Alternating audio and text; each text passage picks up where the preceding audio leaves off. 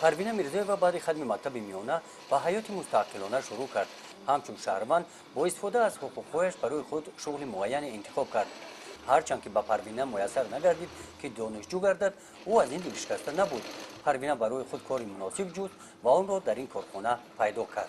قریب 2 سال می شود که اولی آمدن را در پس استادان یاد گرفتم، تعلیم تربیه را، و در اینجا یک چیزی هست که نه تنها کسب آموزی، طرز صحبت کردن را، پخت و پز را، خیلی چیزها را یاد گرفتیم. در اولی کار آمدن من در اینجا 2 ماه تحصیل کردم و در موفق شدم. خیلی هم کسب خوب است که چون که من از خردی به این کسب دل داده بودم و اینجوری در 1 ماه در 2 ماه من بود کردم، یعنی کار کردم، یاد گرفتم و اینجوری از کار کرده ایستادم. شکرانه از آن میکنم که جای کارم خوب است.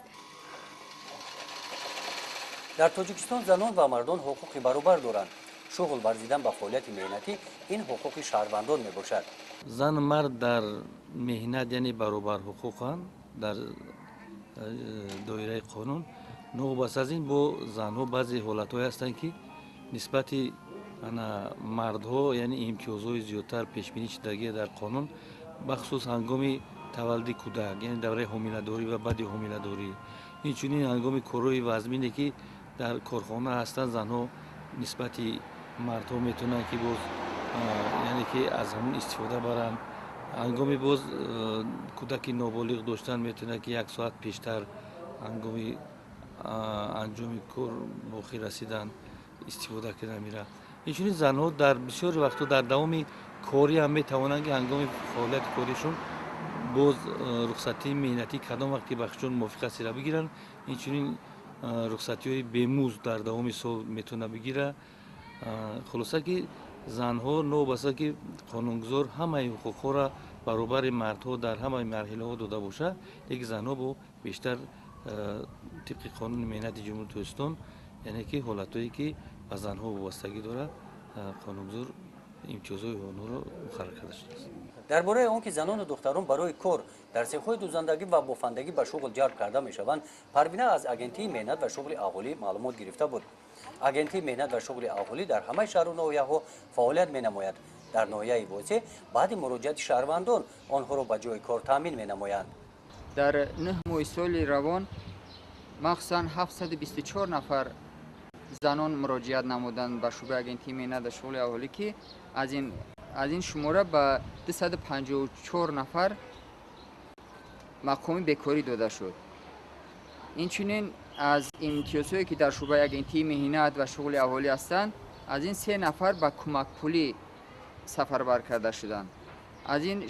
از شماره 724 نفر 447 نفر به کار تامین کرده شدند که از این 100 نفرشون کسب آموزان می باشند که کسب‌های دلخواه خود را آموختند و به کارهای خانگی عین زمان آنها مشغول می باشند. به کارهای جمعیتی 30 نفر شهروندان مخصوصا زنان جلب کرده شدند. همراه پروینه در این کارخانه دختران از نهادهای گوناگون با رخصت اگنتی مهنت و شغل اهالی به کار تامین شدند. آنها مدت 3 ماه هنری دوزندگی را از خود نموده بعد به شغل مهنتی مشغول می شوند. انا این کرته‌های زیبا را این دختران دوختند. در زنک دختر صد هنر کم است. هر آدم باید که هنر داشته باشد. آدم به هنر خور نمی شود. از آدم بیکار همه بیزار. ما دختی ملی را دوست می‌داریم، طرز تاجیکی را، چون که پیشوای ملت محترم امام رحمان پیشنهاد کردن که به زن تاجیک یعنی کفتای تاجیکی با معنی میزبد و آن را بسیارتر ما طرز آن را می‌دوزیم، نه اونقدر وابسته دل به آن لباس‌های اروپایی می‌دهند. آدمای خلق تاجیک بسیارتر فرهنگ تاجیکی را می‌پسندند. هر یک شهروند حقوق زندگی کردن را دارد. برای همین خواه زن خواه مرد باشد باید که در جامعه جای مکان خود را داشته باشد و در زندگی راهگم نزند. برای همین مقصد ما همین است که همین خیل زنایی که یگان معلومات ندارند یا اینکه معلومات داشته باشند هم جای کار ندارند با جای کار تامین کنیم. اگر کسب نداشته باشند با اونها کسب آموزانیم تو اینکه اقلاً با کسبای مردمی هنرهای مردمی را آموزانیم که در آینده زندگی خودشون رو یابند. манбаи дигари иттилоот барои дарёфти ҷойи кор шуъбаи кор бо занон ва оилаи назди мақомоти иҷроияи ҳокимияти давлатии шаҳру ноҳияҳо мебошад. дар шӯъбаи кор бо занон ва оилаи мақомоти иҷроияи давлатии ноҳияи восеъ аз рӯи барномаҳо мо бисёртар фаъолият мекунем. Барномаҳое аст барномаи давлатии тарбияи интихоби ҷобаҷогузории кадрҳои роҳбарикунанда ҳисоби фаъол занони аз ҳисоби занону духтарони ҷумҳурии Тоҷикистон, стратегияи миллии мақоми зан дар ҷомеа, стратегияи баланд бардоштани нақши занон дар ҷумҳурии Тоҷикистон ҳастанд. Мо фаъолият мекунем ки аз амё мода муроҷиат мекунанд бисёртар занҳо вобаста ба фаъолияти кории меҳнатии онҳо ҳастанд. дар мо муроҷиат кардан ба воситаи агентии меҳнат шуғли аҳолӣ 558 нафар занон муроҷиат карданд ки аз инҳо 234 касашон ба шуғл фаро гирифта шуданд ки мо занону духтарони хонашина метавонем ба касбомӯзӣ таъмин кунем, ҳам ба шаҳодатномо таъмин мегарданд. айно ҳастанд ба касбомӯзии қолинбофӣ, адрасбофӣ, хобсоҳаи техника илм ҳастанд, компютеркунунӣ, муҳосибӣ, ҳаминода аз ҳисоби занону духтарон пешниҳод карданд ба воситаи шуғли меҳнат ба кор таъминшон карданд. дар шаҳру ноҳияҳои тоҷикистон марказҳои ҳуқуқӣ фаъолият доранд. оиди паҳлӯҳои ҳуқуқӣ ба сокинон маслиҳат медиҳанд. қурбоналӣ ситамов ҳуқуқшиноси бюрои давлатии маркази ҳуқуқӣ назди вазорати адлияи ҷумҳурии Тоҷикистон дар ноҳияи восеъ аст. имрӯз қариб ҳар як зан имрӯз гуфта метавонем ки иттилоот дар бораи яъне гирифтани маърифати дониш, яъне ки саводомӯзӣ, на балки фақат ба тарбияи фарзандон. имрӯз бештар занону духтарон барои таҳсил кардан кӯшиш мекунанд. ман аз ҷумлаи муддати қариб 9 моҳ дар ҳамин бюрои давлатии ҳуқуқии ноҳияи восеъ ба ҳайси ҳуқуқшиноси калон кору фаъолият дорам. бештар ман қариб ки занони духтароне ба мо муроҷиат накарданд ки вай маълумот дошта бошанд. ин гувоҳи он аст ки маърифати занҳо духтароне ки маълумот доранд баландтар аст.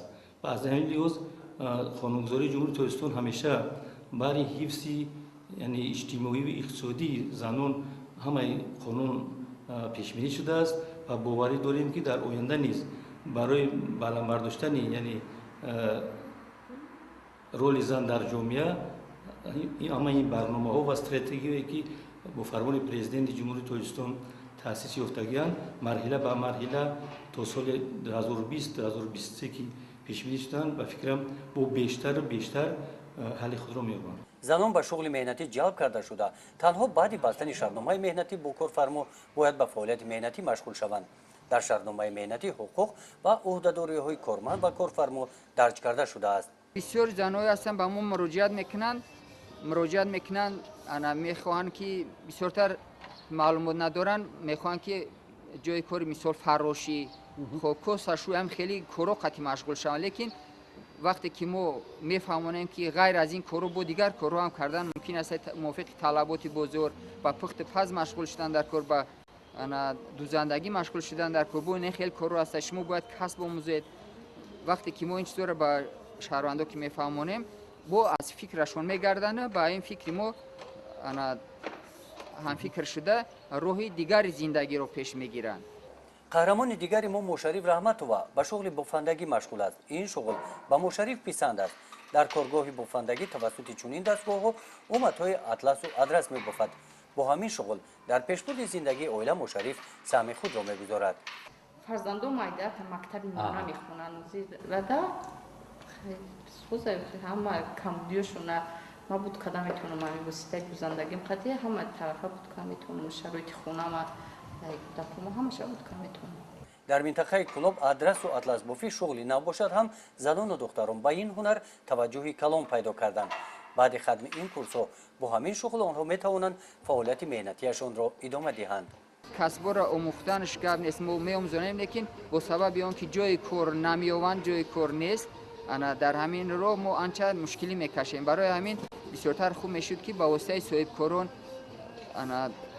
корхонаҳои хурди адласбофӣ ташкил карда шавад, дар ҷамоатҳо дар маркази ноҳия ташкил карда шавад, ки вақте ки соҳиби касб мешаванд, ҳамин духтарон ва занони хонашин рафта дар он ҷо кор кунанд. дар замони иқтисоди бозоргонӣ дар қатори мардҳо занҳо ҳам ҳуқуқ доранд ба фаъолияти соҳибкорӣ машғул гарданд, корхонаи бофандагӣ ташкил намоянд. дар ин самт мушарриф метавонад аз таҷрибаи гуландом ки баъди хатми курси дузандагӣ дар яке аз деҳаҳои дурда аз коргоҳи дузандагӣ сохта муваффақ гаштааст истифода намояд.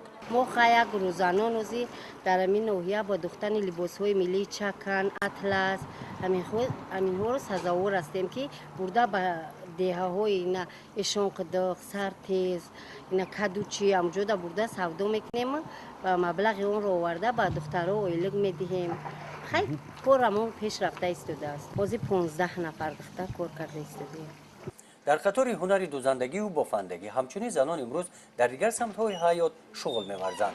شغل اساسی زنها در ناحیه وسع اصلا به همه سوها وابستگی دارند. سوهای خواجگی قشلاق، سوهای خدمت دولتی، سوهای علم و معارف، سوهای تندرستی، همه سوها قطعی وابستگی در سمت فعالیت کاری خودشون درست برام مونده شده. 1310 زن همچون خواجگی کار میکنن. از همین 3110 نفر خواجگی دارون زنهای فعال، 642 نفرشون رهبر خواجگی دهقانی هستند. باز هستند در خواجگی‌هایی که همچون سهمگذار هستند، همین سهمگذارا با کار خودشون ادامه میدن که فعالیتی پیشبردی روزگار زندگی خودشون رو در همین سهم جاری میکنند. پروینه میرزایова از شغل پیشگرفته‌اش راضی است. او به دیگر دختران مصلحت می‌دهد که در خانه نایستاده شغل را انتخاب نمایند. البته شخصانی هستند که وابسته از عائله‌های آنها هستند. شخصانی هستند پدر و مادرانشون که در خانه شینند، کسب نآموزند، داخل نشوند. این وابستگی یک بی‌سوادی عائله می‌شود که هنر خوب است. وقتی که آن را به شوهر میدی دخترای عائله اون کمی ذات است. هنر خوب است که هیچ وقت خار نمیشه و بسیار هم با کودکای خود یعنی که پول کار میکنی و هیچ وقت خواری رو نمیبینند. بسیارتر آدما باید هنر آموزند و با کسب آموختن.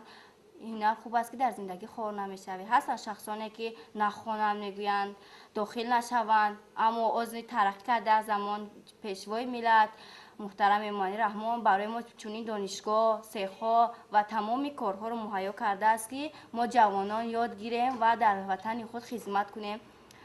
آدم شخصی که خواندگی با تربیت و با معرفت است میفهمد، عائله آن با سواد است میفهمد که کسب آموزی بسیارتر و دختران چه ذوق میدهد، باید تحصیل کنند که در هیچ وقت در زندگی خواری را نبینند. پروینه در زندگی شغل خود را دیگر کردن مقصد ندارد. او خواهش دارد نازکی‌های هنری دوزندگی را بهتر و مختلف با همین شغل در زندگی موقعش را پیدا نماید.